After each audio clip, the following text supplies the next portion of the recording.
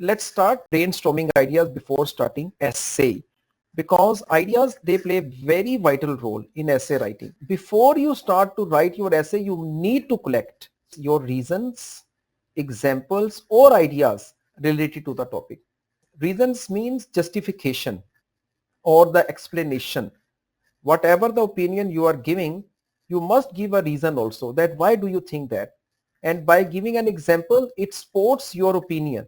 So, and the ideas definitely you must have related to the topic. You need to plan your introduction and body paragraphs.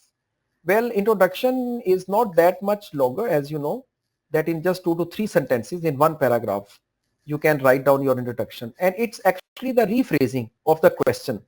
तो अपने introduction के ऊपर बहुत ज्यादा brainstorming करने की जरूरत नहीं है. Just you need to read and understand that what the topic is, and then you rephrase, summarize it by making some modifications, or maybe try to use some synonyms or change the order of the words, so that इसको मतलब question की तरह नहीं लगना चाहिए. Introduction is just to let the reader know कि आप किस बारे में बात करने लगे. तो इंट्रोडक्शन को बस इतना सा रखना है. And if they ask your opinion, definitely you must mention it also. और बॉडी पैराग्राफ्स को भी अपने प्लान करना है कि इन फर्स्ट बॉडी पैराग्राफ मैंने ये वाला मेरा मेन आइडिया होगा, and these are the reasons and examples that I will give, and accordingly in body paragraph 2. While brainstorming ideas, try to look at the topic from different points of views. Well, you know that we have got our own thinking. ठीक है, हमारे अपने जो ख्यालात हैं अपने तक होते हैं, but now you need to actually broaden your spectrum, scope you can say, or maybe mean your vision. ठीक है, इन चीजों को आपने थोड़ा सा एक्सपेंड करना है, and think beyond your own thoughts. So you have to actually look at the topic from different points of views, कि एक टॉपिक के मुख्तलिफ जो नुक्ते नजर है आप उनसे उनको सोचें. Don't just rely on what you personally might think of the issue. कि सिर्फ इतना नहीं है कि आप खुद पर्सनली सोचते हैं, बल्कि you can also think what other people think about this and what other people experience. Okay, कोई भी उनका जो कि उससे रिलेटेड हो सकती है चीजें, वो आप उसमें मेंशन कर सकते हैं अपने आइडियाज में. सो इट्स नॉट जस्ट कि आपने पर्सनली अपनी चीजों को ऐड करना है, but you can also think of the other peoples behaviour, there thinking, कि वो इस टॉपिक के बारे में क्या उसका नुक्ता नजर उनका हो सकता है. Gather your ideas, prioritize them and make a good action plan. ठीक है, first you need to get all of your ideas that you will start from the introduction and the last one is the conclusion. तो आपके पास सारे ideas होने चाहिए कि आपने इनको किस तरह से करना है, देन प्रायोरिटाइज देम.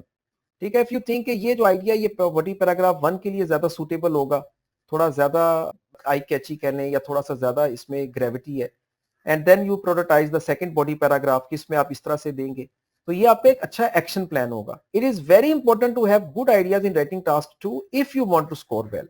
ठीक है, it's not just about your English writing skills.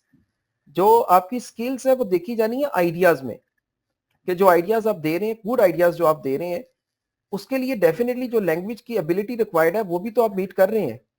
ठीक है, सो इट्स नॉट जस्ट कि आपकी इंग्लिश देखी जा रही है, more is about your ideas. If a topic seems difficult, try to find some relevant examples for it.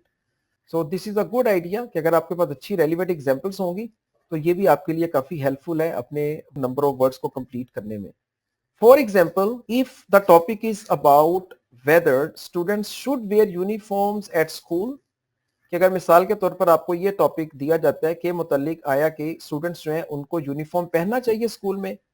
Now look at this topic from different perspective. अब देखिए इसके मुख्तलिफ पॉइंट्स ऑफ व्यूज हैं जिनके ऊपर आप ब्रेनस्टॉर्मिंग कर सकते हैं. The first one is social, इसका मुआशरती क्या एस्पेक्ट होगा, कि अगर तमाम बच्चे स्कूल में यूनिफॉर्म पहनते हैं तो उसमें इक्वालिटी जो है सबसे पहले. ठीक है, पीपल डोंट फील इंफीरियर. ठीक है, उनमें वो चीज नहीं आएगी, कुछ अच्छे कपड़े पहन रहे हैं, अगर कलरफुल ड्रेसेस में आ रहे हैं तो सोशली इसका एक तो इम्पैक्ट होगा. देन इकोनॉमिक वाइज के उसके ऊपर बर्डन नहीं होगा, क्योंकि students if they wear colourful dresses and every day they need to wear new clothes, तो जो लोग थोड़ा सा मिडिल क्लास मेडियोकर्स होंगे तो they will have some financial challenges. तो यूनिफॉर्म पहनने का ये भी एक आप कह सकते हैं उसका पर्सपेक्टिव है इकोनॉमिक वाइज. फिर कल्चरल, फॉर एग्जांपल गर्ल्स की जो ड्रेसिंग है स्कूल्स वगैरह में प्रॉपर वे में, ठीक है, वो एक कल्चरल भी उसमें एस्पेक्ट नजर आता है. अदरवाइज अगर आपने कुछ प्राइवेट यूनिवर्सिटीज और कॉलेजेस में देखा होगा कि गर्ल्स जो है खास तौर पर उनके ड्रेसेस जो है काफी वेस्टर्न अब हो गए हैं. सो कल्चरल जो इफेक्ट है वो भी इसमें मैटर करता है वेयर यूनिफॉर्म करने में।